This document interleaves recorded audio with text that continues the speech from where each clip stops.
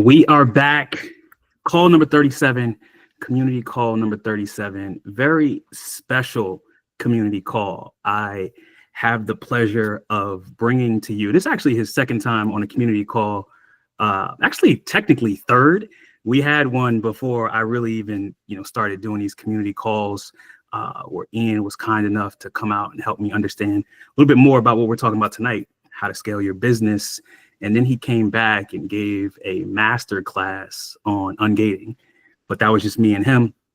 And he just launched his coaching business. And I said, hey, Ian, I think it's time to come back. There's a lot of great things you can talk about. Let's do something on scaling. And he said, absolutely. If you guys don't know who Ian is, he is one of the greats in our school community. If you guys are in the school community, just a really fantastic guy. And when I was getting started, I really just didn't understand all of the things that I was seeing. I see this person in college making $10,000 in profit a month. This person who's got 5 kids and no time, making $30,000, $40,000 a month. And it just didn't click to me. And Ian and also Tony at the time took about an hour and 15 minutes to kind of break down a lot of the different things, business models, capital, all the different things that I needed to understand to grow my business. And I wanted to bring Ian back today to give us a slightly different perspective on what that looks like and help everyone here who's at different places in their business and in their journey to understand different things that they should be thinking about. And so we brought him back to the community call. And Ian, you're here. I want to say thank you, first of all, and introduce you to the group, to the family. Thank you so much for having me. It's great to be back. It's nice to meet everyone here. My name's Ian. I've been selling on Amazon 2.5, little more than years. I'm doing a little over 100K a month in sales. And I've helped a few people scale their business. I've done a lot of life coaching, business coaching, now Amazon coaching. So part of Amazon is just the mindset of being able to manage all of the things that are going on, as well as figuring out how to scale. And scale is simply doubling your business. At any stage, if you're doing 1,000, you're now doing 2,000 in sales, you're scaling your business. But there's certain milestones, there's certain times where things change in the same way that you're either lead constrained, time constrained, or capital constrained generally. And as you go through each cycle, the constraint changes. And once you start getting lots more leads, now you don't have enough money. Now that you're doing all of that, maybe you don't have enough time. So it's starting to look at ways that you can expand your business. There's a lot of ways to do it. There's a lot of things that work, and there's no need to rush it extra fast or go out and hire somebody right away. But these are all considerations. Because to me, and where I get a lot of people is whatever they're doing, you could be doing whatever you want today or the next month. But if you try and double your business, do you run into a hurdle? Or can you absorb that?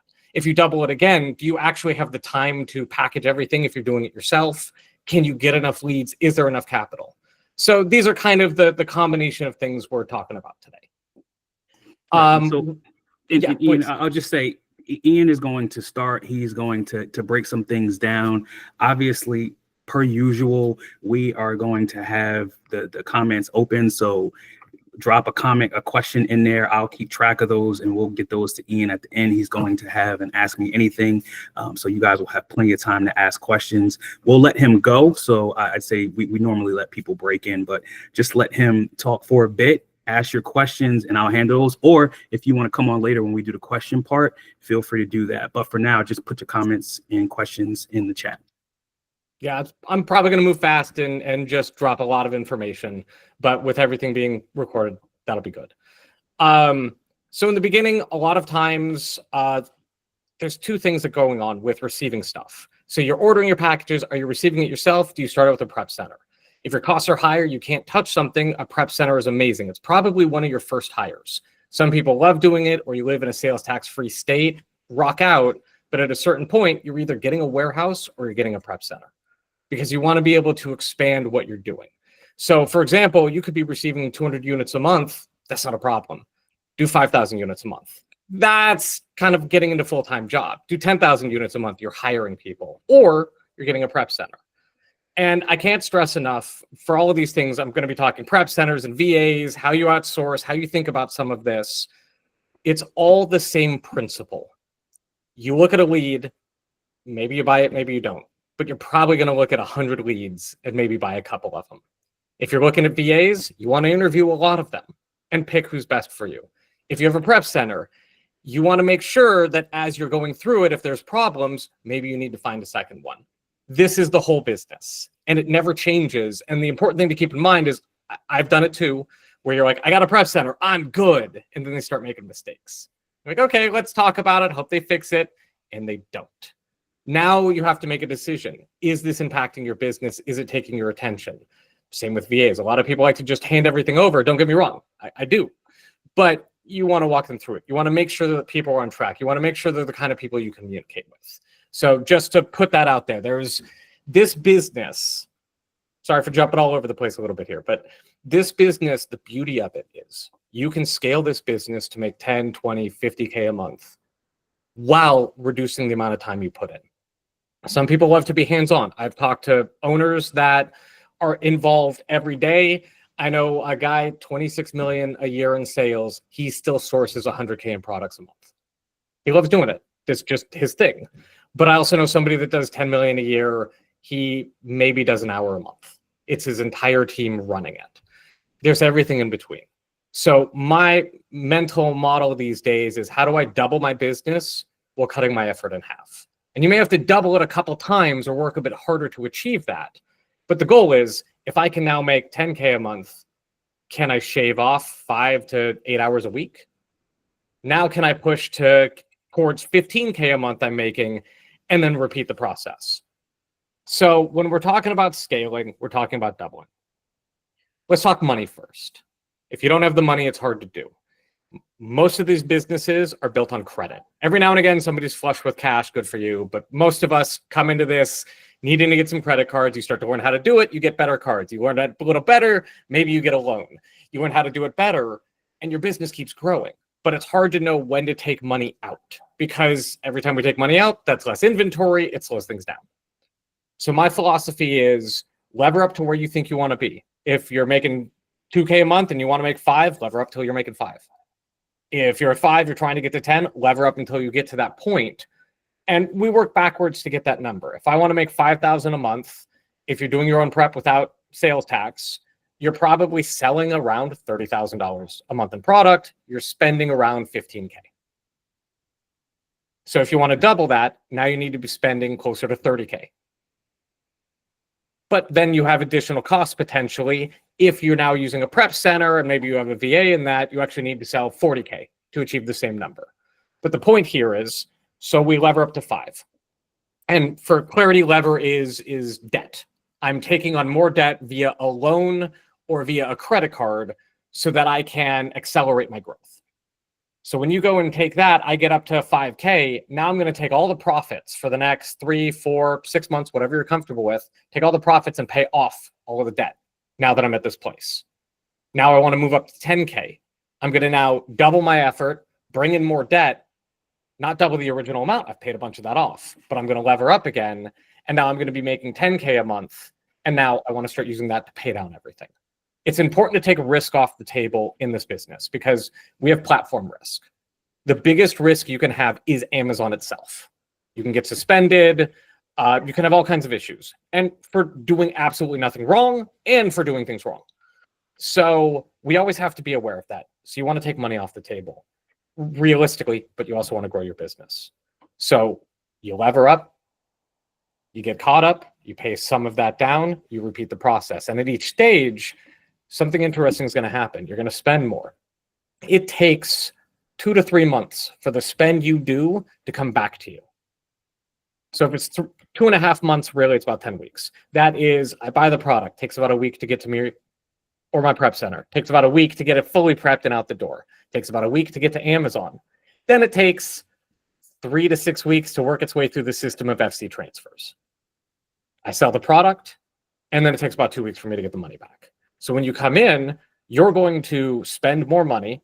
So let's say you're spending 10K a month. You're good. Now you're going to go up to 20K a month and spend. It's going to take 2 months flat out where you're spending that money. You don't get an extra dime back. So month 1, you spend an extra 10K. Month 2, you spend an extra 10K. Month 3, you're probably spending around 5 because it's coming back in. You do get a little bit in the process, but really, if you're looking at this. So you're going to take about 2.5 months of this increased spend. Month one, you're like, yeah, I'm getting more spending. This is awesome.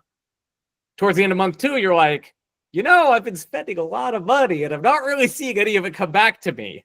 Month three, you're like, this isn't cool. I see stuff it's on Seller Central, but it might not actually have the right delivery time because it's not fully checked in. It's not quite moving. And you start panicking and you take your foot off the gas. And then everything catches up, sales take off. You did your job. And now you're catching up to it again. And this happens probably the first 2 or 3 times you scale up. So the idea is you want to give the lead time for what you're doing, for your capital. If you're getting credit cards, if there's 0 APR, great. If they have, I'm not scared of interest. I've paid a lot of interest because I came in with bad credit.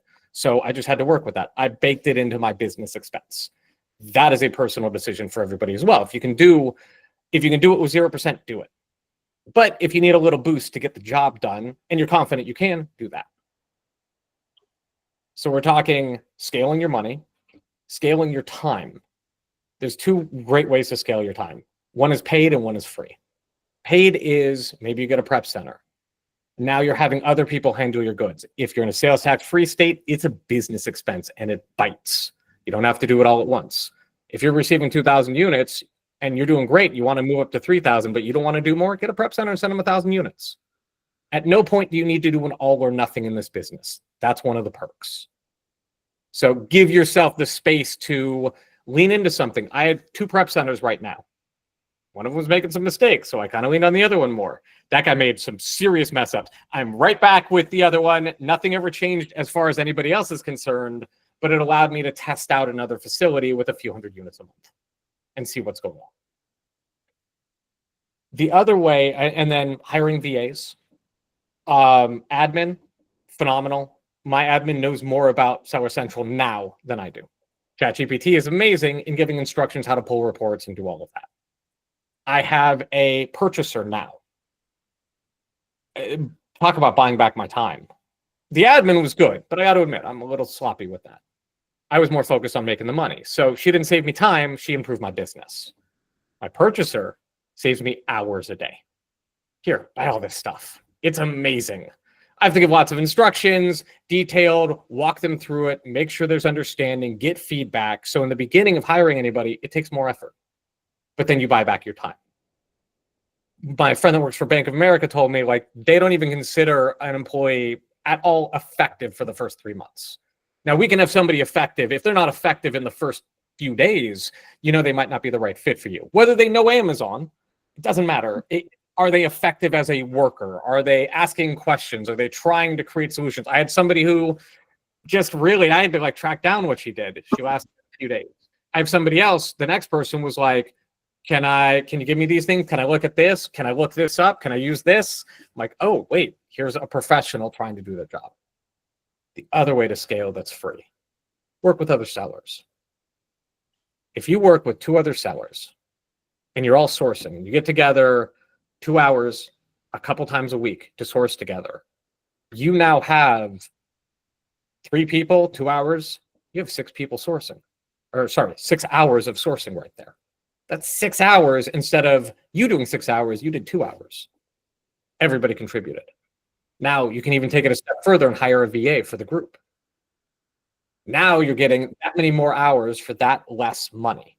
Now, if you do a group VA, somebody still needs to manage them or be the point person. Otherwise, I've seen people kind of take advantage when there's just no attention paid to them. So you need somebody that's giving instructions, but not too many people.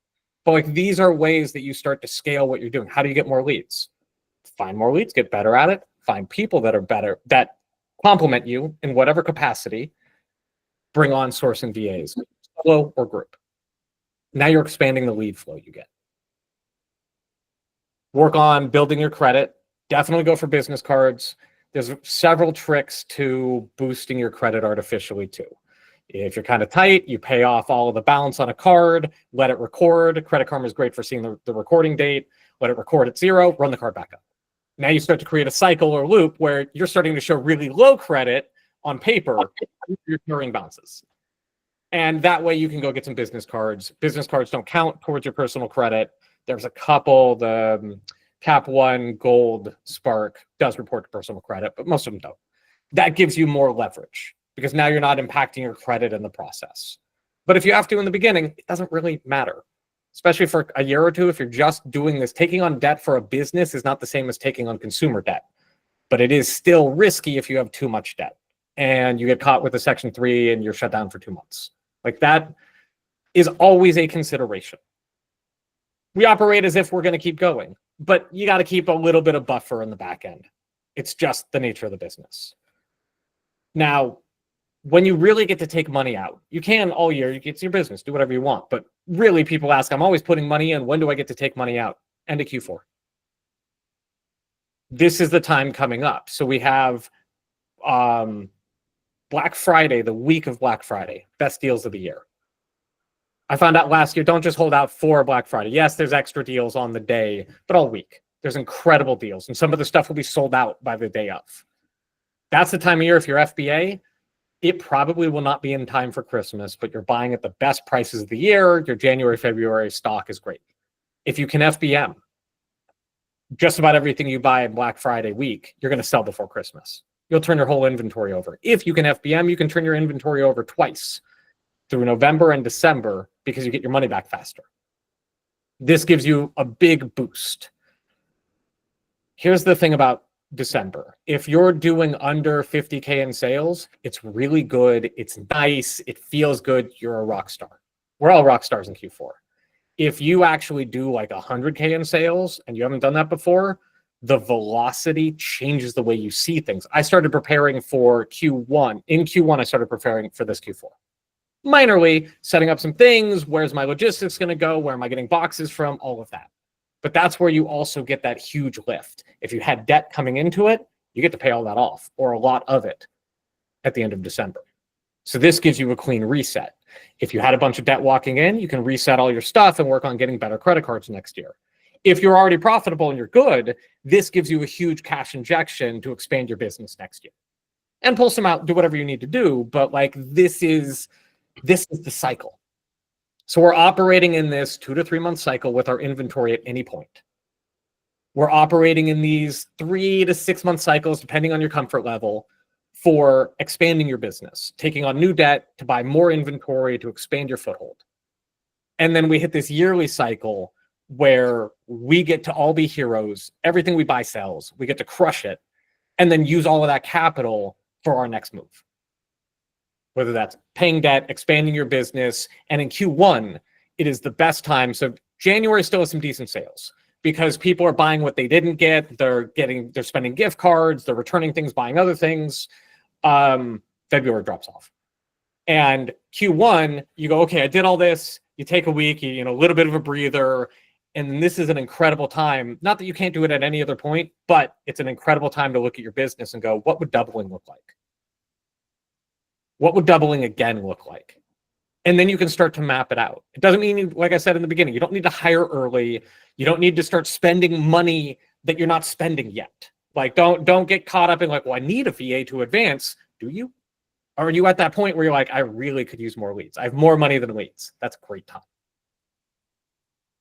But it gives you that opportunity to go, well, what does my path look like? If you're receiving all of your goods yourself, could you double or double again what you're receiving? If the answer is no, start considering prep centers. Start asking around, start interviewing some, start seeing what kind of questions you want to ask them and figure that out. Maybe test them with some of your inventory and get that feeling. Or you're looking at a potential VA, start looking into what that can do. What kind of VAs people have. Purchasing, a lot of people don't like to hire a purchaser because they're not comfortable giving over a credit card, which is fair. A friend of mine was doing $2.5 million a year. He did all his sourcing. He just had purchasers, and it flipped my thinking. I'm like, oh, and you do like a VCC if you have Amex, or there's a few options to give them a card that isn't necessarily your credit card, but gives them spending access. And then you want to be able to, look at your statement, make sure everything's legit. But for the most part, you now can do that. Or you can have somebody handling the admin, or you could, quite frankly, have somebody that handles more than one role, but they're rarely a rock star at all of them. Some are. And when you're looking for a hire, we look overseas because they're affordable, but they are professionals.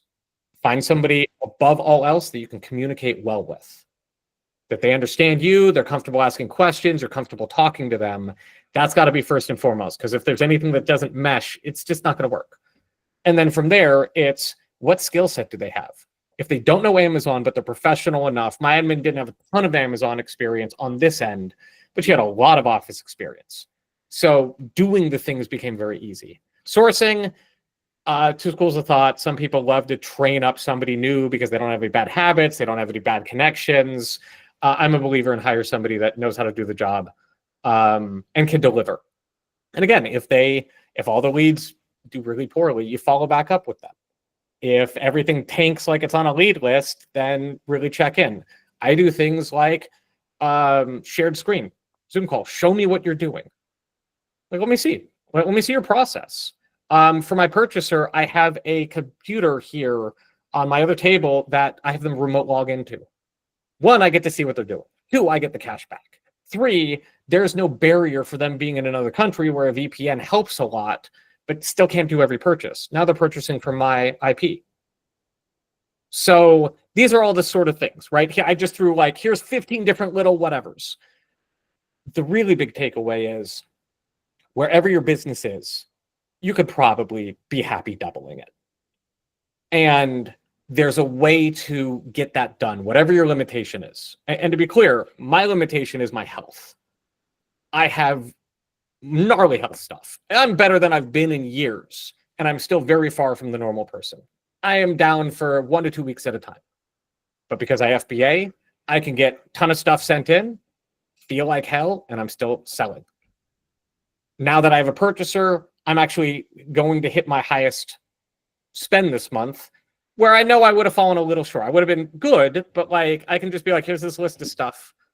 And I check Slack and just make sure.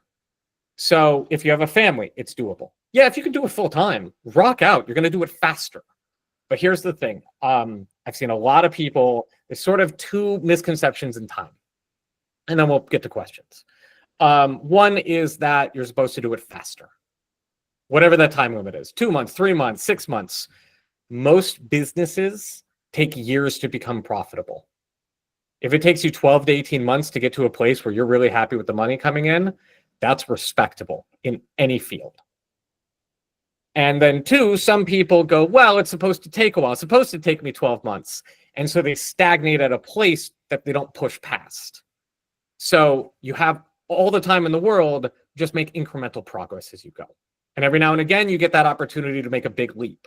You have something that you're replanning that does incredibly well. It helps your bankroll. It helps your confidence. You have a great Q4. Like I said, everybody's a rock star. Q1, a little rough. Don't feel bad. Do your best. There's a lot less sales going on. There's a lot less opportunity. It's okay. There's still a business. But to give an example, I know a guy does 10, 11 million a year. Saw his bars, 300,000 every month, 6 million in December. There is no limit to what can be done in December. So do what you can. Rock out. You know, if you're not comfortable with a lot of debt, if you're going to do it, Q4 is the time. Get it, pay it off, and move it forward. And just think, how can I double my business? What's the obstacle for that? And then you just start to think ahead so that you kind of feel more comfortable as you're preparing. And if it's a little too much right now, don't worry about it. Handle whatever your bottleneck is, and then just look a little bit forward. Okay, Ian, beautiful. Love that. Couple quick things. You talked a little bit about credit and capital. Just a note for everybody on the call and whoever's watching the replay. I just put 2 great calls into the notes. So you'll have access to those. Those are a couple community calls we had. One with Taylor from Arbitrage Car. He talks about maximizing your profits with credit cards and gift cards. And then Can did a really great talk about scaling your business. That guy is an animal when it comes to business credit. So check that out and also touch base with him if you're interested in more about that. Ian, let me ask you a question. You know, just talking about those kind of 3 areas where you kind of help yourself scale. You're thinking about spend, time, and then it kind of feels like, you know, networking with, you know, expanding your ability to source. Like, when does a person know they're ready for any of those phases? Like, when do I know that I'm ready to expand my spend, or when do I know it's time to get a VA or a prep center? And I guess maybe not like, I mean, I guess you could say anybody could do it today, but is there a point where is this like, oh, I'm just like too overwhelmed with shipments, or you know what, I really want to leave this job in 6 months? Like, what are the types of things or indicators that say it's time to scale in one place or another, or all three? Okay, great question. So when it comes to prep center, two things to consider. One is your sales tax. You may just make more money having somebody else handle the goods. And if that's the case, you kind of benefit from doing it pretty early. The other would be probably, it's that time variable. I know, being in a no sales tax state, I got an advantage by doing my own prep for a while. It gave me more money. It definitely took a lot of time and energy, but the trade-off was good for that time period. So for that area, it starts to become, when do you need to buy that time back? Or, as I said earlier, if you're trying to expand and going, well, I'm kind of at my limit, then get a prep center for the additional things you're getting in. And once you get the feel for that, you're going to start to feel more comfortable going, well, maybe I can give them half of what I'm already prepping. And then before you know it, you're like, you know what, I'm going to have other people do it. So that kind of transition tends to be one of the first ones, because you're either paying a lot in sales tax, or you just can't receive goods where you are, or it buys back a lot of time. The next one, I will say credit. When you're starting to get into debt and playing with that, if you don't have experience, if you're experienced with debt, you know what to do. It's just another thing. If you're new to it, it can be a little risky. I've seen a lot of people get a new card, completely run it up. They didn't plan for the next couple months. Now they're needing to pay things off, and it starts to get a little dicey. This is why initially I try and, as I said earlier, you're spending 1 month, the next month, the month after that. I'm trying to create a consistent spend if I can help it. If you're already doing some okay numbers, consistency is easy. If you're new, you're just trying to spend what you can, and that's okay. But getting a card to have that backup, not a bad move, especially coming into week of Black Friday, because you're probably going to find more than you've ever found. Really great time to have extra credit. But again, pay it off. I don't want to carry tons of debt for a long amount of time. Be responsible, pay it off, and keep rocking. When it comes to VAs, this is the interesting one. Some people are successful right away. I actually put it off for a long time. I didn't start hiring until about 5 months ago, and it has completely changed my perspective. But part of that is, if you're sourcing and you're kind of tough on leads and you're able to share it with a few people, I'd get a VA sooner than later, because the cost is probably going to be relative. Of course, if you can afford it, but if 3 people, you're spending $250 each, it's not the worst thing in the world if they can deliver and help you grow your business. Otherwise, you can wait a bit. It's okay. But start thinking in terms of, what could I give somebody to do? Because this is where people get caught up. What can I give them to do? Do I even have enough to give them to do? What would it look like if they were working? Do I need somebody part-time or full-time? And if you start thinking of the activities you're doing as, well, how would I teach somebody how to do this? This kind of starts to shape. Because in the beginning, if you don't feel like you need it, it's not going to make sense to you, and you're going to feel like you're wasting your money. But if you're starting to recognize, wait, I think I could save like, I don't know, 5-10 hours a week if I gave these tasks to somebody, now it starts to make sense. So really, for me, in all of these things, it's the utility. Where in your business are you finding that bottleneck? Where in your business do you think you can actually give something over, and realizing you can do these things? And people can make mistakes. You don't be afraid to fire. I have fired several people. I have several people that I've hired that are amazing, and I hope they're with me for years. But when you find somebody that just isn't quite landing, they're not the right person. Find the person where you're like, this person makes my life better. Like, this is making my business better, and it'll be a good move. So yeah, it's all utility. And so for me, I'd say I do a monthly sort of check-in. Where am I at? Where are my numbers at? Am I in a holding pattern where I can assess everything better? Or am I in a growth pattern where I'm just kind of pushing ahead and seeing where it gets me? Let me ask you a question. You touched on this a little bit, and I want to just get your perspective.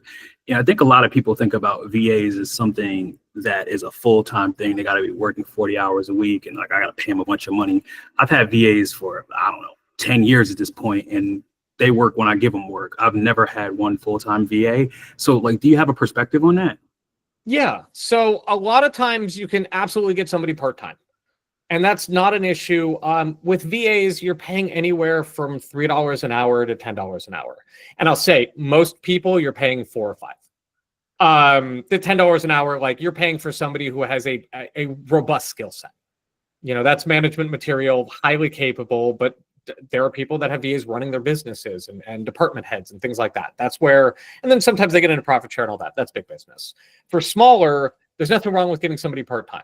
It's a little tough to get them. Like you can get some people like per lead, or they send you some stuff. I'm not a huge fan. A friend of mine had huge success with it, but I've seen that be a little wonky for other people. The incentive system is a little weird because sometimes VAs, they're in groups with each other that share leads. It ends up functioning like a lead list because they're making their job easier. They got their hustle. Now, and to be very clear, this is like any employees. You're going to have, in the US, we have a subset of people that have 4 tech jobs that aren't fully showing up to any of them to get more money. And then you have people that work incredibly hard, that are dedicated to the company and bring a ton of value. Same thing happens overseas. You have some people that take advantage, which is why you want to communicate with them and see their process and see that you know, you can work well together and understand the leads coming in and communicate them back and make sure that everything's on the up and up. But you don't need to do it full time. You can start part time. If you have somebody $4 an hour, for example, part time, that's $320 a month. Now, if your business isn't selling enough to afford that, then don't do that. But if you're at the point where you're selling, you know, you're making $4,000 plus a month and you're like, this could benefit me, and add something to your business, make your process easier, then it starts to make a lot of sense. You can do some freelance stuff, but I really do like the hourly because you want the consistency and you don't want somebody else looking for another job too. Like I want to know that they're at least showing up to me, that they know that they're getting a consistent paycheck. But I know, like I said, I know people that pay per lead. I'm a fan of hourly. I think it just makes it really simple. And then hopefully this is really quick before everybody else gets a chance to ask questions. So like if you're talking about, like I have people just doing admin for me and it's whatever I need them to do, so it's no big deal. But when you're talking about like, you know, sharing access to accounts or spending money, whether it's virtual credit cards or not, there's a trust that needs to be there. Like how do you get to that place, or like what is your guidance on building a relationship where you can trust someone to be able to manage that? Because I see people who give people broad access because they've built that in their relationship, but just do you have any guidance on that? Yeah, so initially I just invited, I created a user permission for my admin so that they had access to all kinds of reports and various things, and obviously, you know, not payments, not certain things that I don't want them to have access to. And it's a little tough to navigate user permissions. ChatGPT is super helpful for that. As time went on and I saw that they were responsive, doing what they needed to do, I gave access via remote login. So that way they were logging in here, same IP, no issues. And generally what they're doing, you know, there's very little that could go wrong. They don't have the ability to update like my personal address or do anything like that. So there's not a huge amount of risk if they're just capable of doing their job. For sourcing, obviously, there's not a ton of access. I'm giving them a Keepa account and access to my Seller Amp and tying them in for user permissions for Seller Amp. Again, there's nothing that they're really doing other than requesting on Gates on my behalf. For purchasing, that gets a little bit, you want to watch that a bit closer. I've heard of a couple stories over the years of VAs, you know, basically taking money.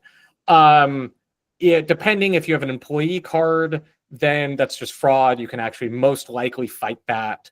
But the idea is certainly until there's trust, there's just limits. You know, give them set amounts, you know, give them a way to do their job, but that you're following up and that you're seeing what's happening, that you're auditing things, and just following up. I kind of like to operate with the trust but verify. Because I want them to do the job well, but I need to make sure that they're doing the job well before I reach any point where I can just walk away. Okay, perfect. All right, so who's got a question? Tap in, folks. Either come off mute or drop it in the chat. And if you don't, I'll keep asking questions because selfishly, there's always a lot I want to learn from this guy. So here's your chance. So Ian, the things you outsource is sourcing, other admin. What about checking stock? Like, So the I'm still doing my repricing. I do want to turn that over at some point. As far as stock count is concerned, I'm still monitoring that, but my purchaser is starting to monitor that. I'm trying out two different programs, Seller Board and something called Seller Legend. I'm trying side by side right now to see what can help recommend stock counts and restocking. So I'm just kind of exploring it from those various points. But within repricing, I usually see where my stock is. and you said the second one was Seller Legend. Yeah. Yeah. You know, one of my top issues is honestly keeping my best-selling products in stock, believe it or not. So what I initially did was I have a short list that's just a check back list, whether it's something was out of stock or this is something I need to keep replanning. And so like that way, it just draws my attention to it frequently. Also, if some of the stuff is selling really well, do you know how many weeks supply you're buying? Yeah. Yeah. Like, so one thing, there's the manage order tab in, it's under inventory in Seller Central. I use this a lot. You go into that and you can set, there's two things you can set. One is time scale, 30, 90 days, 180. The other is order number, ASIN, whatever else. I just go ASIN 30 days. And it shows me how many orders, not how many units. If somebody ordered multiple, it's still just going to show it as one order. But I start to see how many orders I'm moving through in a 30-day period. And that gives me an idea of, and then the other thing is there's dates. Most of the time, sometimes it just shows the number, but generally there's dates for things. So you can start to see, okay, maybe you sold 30 of them in a month, but when you start looking at the dates, you're like, but I've been out of stock for 2 weeks. Oh, you can buy 60 and now you're good. And so start working on seeing the velocity of those items. So you get an idea. Like I have one thing I've been selling 100 a month for months, but it started to really increase. And now I noticed it's actually 200. So now I'm ordering 200 to stay ahead of it. But because I check back every week and I'm like, man, I'm selling a lot of these. Wow. You know, so it's just that sort of thing. Get used to checking that more frequently. Get to the point where you're probably buying a steady 30-day supply, or it depends. You know, if it's a sale, deep sale, maybe you're buying a 60-day. I usually aim for 14 to 30 days in what I'm buying at my current place. But yeah, being able to see the velocity and follow up those more regularly just so you can stay in stock with those consistently. I have one product that takes a month to get to me. So the second they ship, like I place the order, it takes them a month to ship it. The second they ship it, I just place my next order. And now I'm in this perfect month rotation. Yeah. Cool. All right, who else? Anybody else got a question?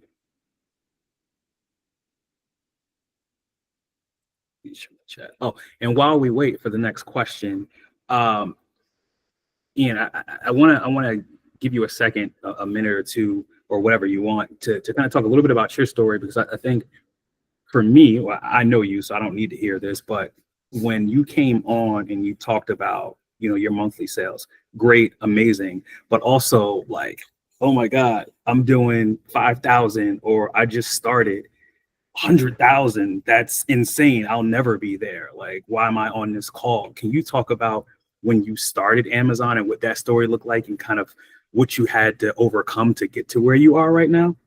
Yeah, absolutely. So I started spending $5K a month and buying tons of wrong stuff. I sent out my first FBM was the wrong ASIN, and I got a return, and it cost me a bunch of money.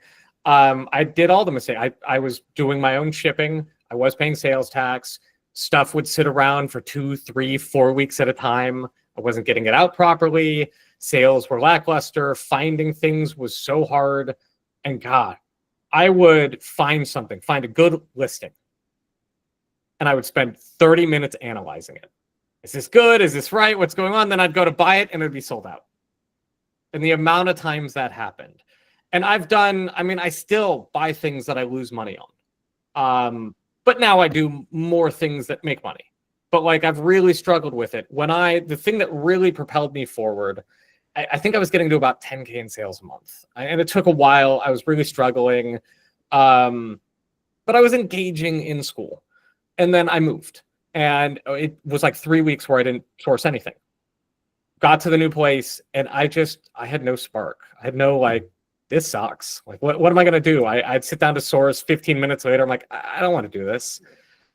And I was about to quit. And I thought, okay, I kind of want to quit. But generally, personally, I check in with these sorts of things. I go, first off, is it so bad that I just need to quit? Like, it doesn't matter how good the opportunity, it's just terrible for me. Like, no, that's not the case. Okay.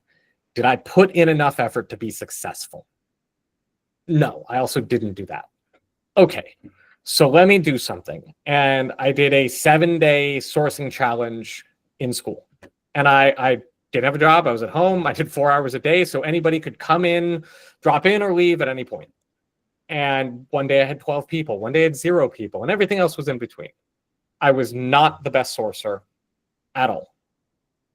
But I kept finding, as I kept trying to join groups before this, some would work for a day or two, but almost all of them would fall apart. I was in, 15 dead discords.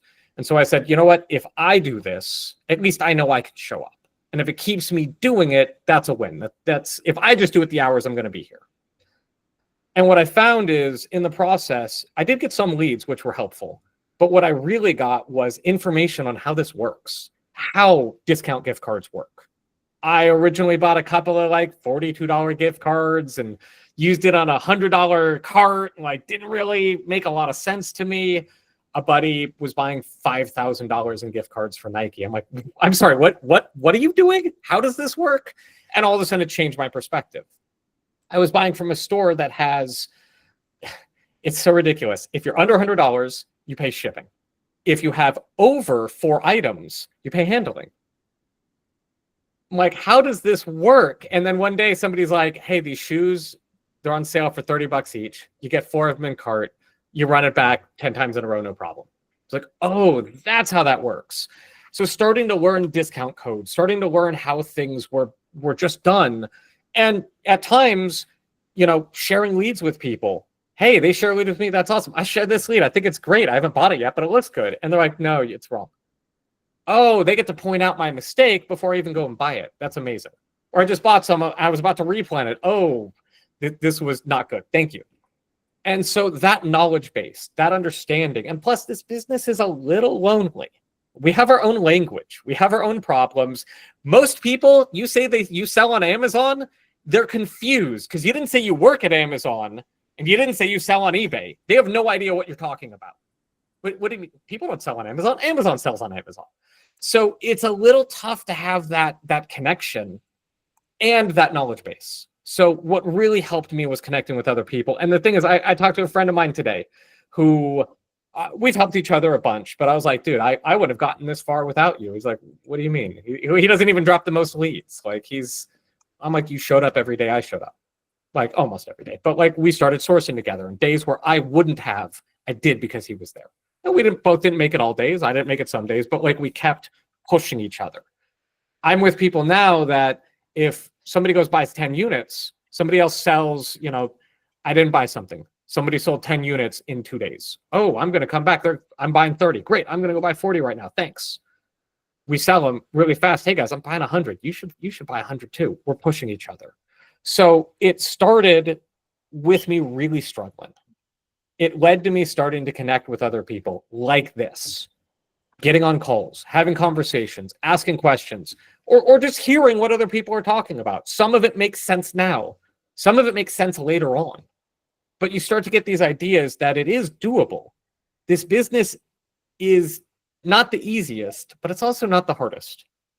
And when we support each other, when we communicate, I was helping somebody today. They got their first IP complaint. And boy, we all freak out so much. Oh my God, I got an IP. This is the worst thing ever. Nope, here's a block of text to send your invoice, just fight it. It's not that big a deal.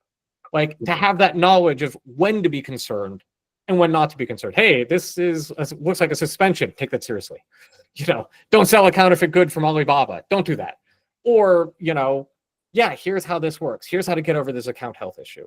So those are the things that really helped me get there. And then over time, I just kept improving and paying off more debt and getting a little bit more spend in, paying off more debt, using Q4 to completely the 2 Q4s ago, It gave me enough money to pay off a big chunk of debt. Kind of slowed my business down a lot, but it was very time sensitive. Last year, I did better than I in any way would have thought, and I was able to pay off all of my credit cards and start this year much stronger. Now, I still went back into some debt for inventory, but like it's now outside of the consumer debt range and now into it's business. I still want to pay it all off, and that's what this Q4 is for. But I did start as one of those people having a hard time spending $1,000, like a really hard time. I would spend hours and spend like 100. Right. And now if I'm spending 100 on something, I'm like, it's not really worth the effort. Oh, here, my purchaser. Here, I can give you all of these things to do. And now I'm back to buying the things I stopped buying because it was inconvenient. So it can grow. You can take the a lot of places from just a couple extra grand a month to something quite sizable. But it's the thing I recommend the most is just interacting with people. You don't need to be good at this. You just need to be friendly. And let me add that we are on community call 37. And the reason why we are on call 37 and Ian is sitting in front of you today, dropping all of this knowledge, is because he said to me, Omar, I did this 7-day challenge. Maybe you should try one. And I said, okay, like, I would start on Saturday, but I don't know, blah, blah, blah. And he's like, know what? Just do it on Saturday. 7 days straight. I think we did 14 days in a row, sourcing every day. We were sourcing Korean grocery. It was crazy. And we just kept it going because the community said, hey, we really like this. We love what you're doing. The people you're bringing in, we bring in people like Ian. And so what he's saying is true. You can do it yourself. Not that you need to create a community call, but group chats are the same as sourcing on Zoom. Anything you can do to get out there. And sometimes it's not about, Ian's talking about the guy who didn't make him the most money or provide the most leads. It's not about leads or money. Sometimes it's about experience. And the fact that I can talk to somebody like Ian or somebody like Tony Cruz, these guys are making serious money and they're willing to talk to me. And there's plenty of people just like them who are willing to talk to you. So take that first step. Many of you who we've either had conversations or sourced in person or whatever the case may be, you hear me talk about it a lot. Networking is the top tip that I give you. If I tell you nothing else, it's network. It's going to be invaluable. Naren, also there is a question in the chat, and it's really about purchase. Oh, you got it? Okay, go ahead. Yep. And the other thing, it helps with briefly touched, but very specifically, it helps you stay in the game and it helps your mindset when you have other people you can link up with and do this. And like right now, like I'll get on some calls and I'm just listening and I'm just sourcing away, checking some leads, looking at some replens while somebody's talking. If you can multitask with that, awesome. If you can't, don't. But it's just that sort of idea that can help you stay in the game. The longer you do this, the more experience you get, the more you see the same products. Yeah, we all lose ASINs, we lose our best ones, but there's still so many products and so much opportunity on platform and even adjacent. You can get into credit card churning, make extra money because we're doing so much spend per year. Or if you're really into travel, that's also an amazing way to do that. You could get into some products that maybe don't have the best source or it sells better on eBay, or you have a Walmart account, or there's other opportunities within the space. And there's a lot of ways to do Amazon too.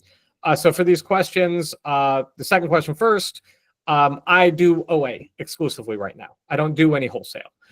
You can totally bring this in for wholesale. Generally, you want to be making your own calls and contacts. If you were to do that with a VA, you would be paying more. If they're out of the US, you'd be paying quite a bit more for somebody that speaks fluent enough English that they kind of drop the accent or minimize it. Otherwise, you're hiring somebody from the US. Both totally viable. If you're making enough money, do it. But just if you're kind of crunched, that's just something to be aware of. Plus, a lot of people like Philippines time is 12 hours ahead of the East Coast. So right now, East Coast is 10:25 p.m. It is 10:25 a.m. on Saturday there right now. So again, that kind of, you can get people that work our hours, but it's just considerations, especially when dealing with phone calls. Now for the purchaser, mechanically, what I'm doing, eventually the person that I hired has actually vetted leads before for her previous company. So she has a bit of experience. So at some point, I do want her to be able to make independent decisions, especially when it comes to replens. Currently, I give her everything. I give her the base, the framework of what it is. So I'm giving, if it's a replan, I'm just copying it from my buy sheet onto the purchase side for her to do and leaving a note on there. Or if it comes from one of the VAs that's posting in Slack, I just copy the Slack into a message. But in general, I'm letting know where it is, what it costs, what the coupon code is, what she's definitely getting the hang of cashback. So I don't need to mention that specifically, but I have in the past, or if there's a really good one, I'll just say it. And what I'm doing with that is making sure the one instruction, if it costs less than I said, you don't need to ask me anything. But if anything is different, it costs even 2 cents more, check with me. And so over time, what that is doing is training. So, and then in the beginning, I'm just telling you what I'm doing. Then it starts to become, okay, I'm going to keep giving you instructions, but I want you to tell me what you think. How many units should we get? Should we skip this based on this information? And so it'll be like, she'll go, I think we should get 20 units of this. I'm like, yeah, sometimes I'm like, yeah, I agree. Nope, I've sold this before, get 30. Or this is brand new to me. I'm a little wary. Let me do 10 units. Same with, she did one where the coupon code didn't work. She came back with the price. The ROI wasn't there. And then it became, this is a pass, isn't it? Yes, it is. So this is sort of the dialogue of passing over the responsibility so somebody else can take more agency over time. But in the beginning, I would rather there be too many questions and answering a question about something and then saying order 10 carts of it. Or order, if something is 2 units per cart that I don't want to deal with, it just kind of drains me over time. It's like, I can have her do that. Go loop 10 carts of this thing. Great, thank you. And it's one question. And now a whole lot of work getting done. And over time, there's less questions needed.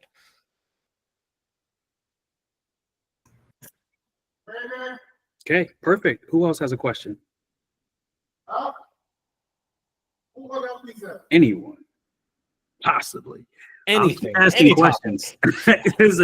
and a bunch of you I know on this call, so none of you are shy. And Gwen, you're doing your own calls now, so you have no excuse, unless you don't have any questions, which is also fine. But yeah, ask a question. If not, I'm going to go back into my own questions. And we're almost at time I anyway. can ask questions. I was trying just to be quiet for a minute because I talked to Ian not too long ago. And Okay. how are you? That was one of the most enlightening things when we talked was about the prep center, because I live in such a high tax thing. And the thing that I got from what you said earlier was I could actually, because probably right now, I don't have as many ASINs, obviously, but maybe half of them or maybe 30% of them are bought from tax-free places. I had to pay sales tax on them. And so maybe I could even do a prep center for the places I purchased, the other 70% where I purchase things that I do pay sales tax on. Is that something you think would make sense? So I tend to do things, there's no need to do the things that I do, but I do things like I have 2 PO boxes and my address and 2 prep centers. So yes, whatever level you're comfortable managing, because this is tons of micromanaging that I'm actually starting to shave down a little bit. Okay. But like for an extra address, there's things that I buy that either they'll ban my account or they did ban my account, or I can only get so many and I want more. I have a UPS PO box that reads as a street address. So I get stuff sent there as well. For Prep Center, I get some stuff sent to me, the really easy stuff, beauty comes in small little boxes, just a label. I might get some of that sent to me. And then I'm like, oh, wait, I'm buying, dog food. That's all going to the Prep Center. So it's like the things that I don't want to lift, absolutely. The things that will save you more money, all of that. It's finding the right balance. You can definitely go all or nothing, but most of the time it gets a little tricky. Do 30% to a place, do 50%, get the feel for it. And you might reach a point where you're like, you know what? I know I pay more for the things that would have been tax-free, but I really enjoy not packing anymore. And then all of a sudden, or I want to go out of town. I'm going to be out of town for a week. I don't want any of this coming to my door. So for the next 2 weeks, it's all going to the prep center so that there's no overlap. So absolutely, it's ease your way into anything. and try things out, because sometimes you try something, you're like, this isn't the right thing. It's not the right place. It's not the right move yet. You know what? Like, I got a prep center 2 years ago. Wasn't quite the right move yet. I didn't quite love, they made some mistakes, but it also just justified the reason that I didn't feel like I could afford it yet. And I'm in a sales tax free place. So I took it all back and I pushed it a little harder, made a bit more money, and then reached the point where I was going to scale and went, you know what? There's no way. I need to push at least half of this off to a prep center. And then I kept doing a certain amount of my own and then realized this kind of sucks. For me, it sucks. For other people, they love it. Great. Good for you. This sucks. You guys can take it all. And now I'm still getting some. And in Q4, I'm going to do, 10,000 units FBM. But then next year, I'm hiring that out. This will be the last year that I completely do it myself. Next year, I'm going to hire seasonal help, because now I've, once again, you push through the tough time, you get enough money. Now, all of a sudden, it's a lot easier to pay for that service or person to make the job even easier and get you either doing higher value tasks or, frankly, enjoying your life more. If you spend more time resting or with your family, that's also a win. So as long as you can operate your business well, or if it allows you just to work harder, make more money, get your business to a stronger place, that's awesome too. So it's just, again, how do you double your money with half the effort? Not necessarily the same time. You might put in more effort to double your money, but then how do you take that effort off and buy up that time again? Awesome. Thank you so much. Thank you. So how hard was it for you to create like the work instructions and the SOPs for your VAs? Not that hard. ChatGPT is super helpful. Anytime I ask, it's weird. My VA asks ChatGPT things and it gives her opinions. And the opinions are like, oh, don't try and ungate with Target. They don't accept retail invoice. I'm like, no, I don't care what ChatGPT's opinion is. When you ask it instructions, it knows Amazon really well. So if you're like, hey, I need to handle lost and missing inventory, what reports need to be pulled so that my employee can go through this? And it will give step-by-step instructions. So it's super handy for that kind of stuff. Overall, figuring out all the things a VA can do for you, that's just starting to look around. I'm sure you can find some YouTube videos that'll give you a lot of ideas of the various tasks you can take off your plate. Technically, a VA can run your entire business. But if you don't know your business well enough, it's not wise to turn it all over to somebody. You want to understand it, build it up, be able to course correct it, make sure that, it's like driving.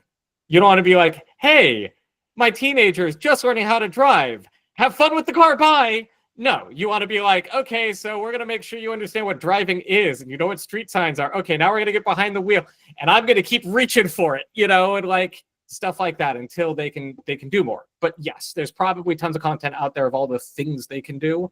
But SOPs are phenomenal with ChatGPT. It's also really good for account health issues. I've submitted a lot of account health issues with it. Thank you. And just so you understand the prompt, simply it's, you are an Amazon expert. We're just framing where it's coming from. And if it's account health issues, you're just explaining what's going on and asking like, hey, I have an IP claim that's a counterfeit without a test buy. I want to fight it. What documents do you need me to, or information do you need from me so we can put together a document to submit? Feel free to ask it. I don't even know how to do this thing. Ask it how to do it. And if you don't get the right answer, just keep asking in different ways. Or what I love to do is it'll give you 8 pieces of information. The one that is sounds the most what I'm looking for, I'll grab that and be like, elaborate on this. Give me more information in this. So, what kind of reports can I pull, for example, from Seller Central? Okay, it gives me 10 reports. Okay, give me more information on the lost inventory report. How would I incorporate this into my workflow? What kind of SOP can I make for my VA doing this? Give me a step-by-step instruction. And then I implore you, run through the steps yourself. Shouldn't be difficult. Just run through, make sure, does it do the thing it says it's doing? And if not, go back, make some tweaks. But this can give you really good SOPs and help kind of simplify that way to communicate it. Sure. Cool. Thank you. All right, perfect. So we are at overtime at this point. And Ian, for you, obviously, you're super active in school, in the school community. You've been having different conversations with folks recently, and we talked a little bit earlier about you starting your business and the opportunity to connect with you for consulting. If you are someone on this call, how do you know that it might be time to reach out to someone like you to get some additional help to help scale the business? So where I really shine is, like you said, scaling the business. You kind of know what to do. You're doing some sales. You're probably doing, 10K a month in sales or more, so that paying me, it's just a business expense. And what we do is we double your business and then probably double it again. And depending on where you're at, maybe double it one more time, at least put you on the path to do that. I've been described as aggressively helpful, which means I push. And if there's, reasons things aren't getting done, that's fine. But then we're going to start to address what the problem is. Here's the thing. Most people, as you're learning this, you can learn what to do. And I talk about it, and you follow any of this and it'll work. But a lot of times we're not quite sure how to implement it. We want that extra push, that extra hand-holding at times, that extra information, and to understand how your mindset can kind of trap you. A lot of people don't like to hire VAs because they don't want to give up control. There's something there that needs to be resolved to be able to expand your business. Or if you never want to do that, it's understanding the limitations and how you can shape your business. It might not be OA. It might be a wholesale business, because I know solo people that do big numbers there, right? For example, do you lean into it and can't really overcome the challenge? We adapt. Can you overcome the challenge and lean into it? We adapt. So if you're at a place in your business where it's a little sticky, but you can do more, that's where I come in. And I do a lot of one-on-one, some group, and it's everything about this business. It's how to double your business and cut your effort in half. So it's the kind of people you're kind of stuck and you need that extra push to be able to get there, or you're the kind of person that knows that spending money on your business makes money, because I guarantee you're going to make way more than double. And we're talking on a monthly basis. That's the aim. How do you double your business? How do you get to 10K a month in profit? How do you get to 20K a month in profit? What systems do you need to start to put into place to make that work for you? Yeah, that's what I do. Outstanding. All right. So just as a reminder, Ian's contact information is inside of the notes. I have given everyone access to all of those notes, so you will get that in your email tonight. You'll be able to check that out later. It also has the rest of our calls in there, the next upcoming calls. So we're in the middle of gap cash sourcing. We're doing 6 straight days in a row. And I did a masterclass on gap cash and how that works. All that stuff is listed out in the notes, so you'll have that. But I have to say thank you to Ian for coming back, your 3rd time on the community calls. I hope you guys really enjoyed it. I always just love sitting back and listening to Ian. Check him out. We're working on his socials right now, and he'll be a little bit more active on that in the coming weeks. And check him out. He's a great guy, and I want to thank him again for being here. Thanks so much for having me.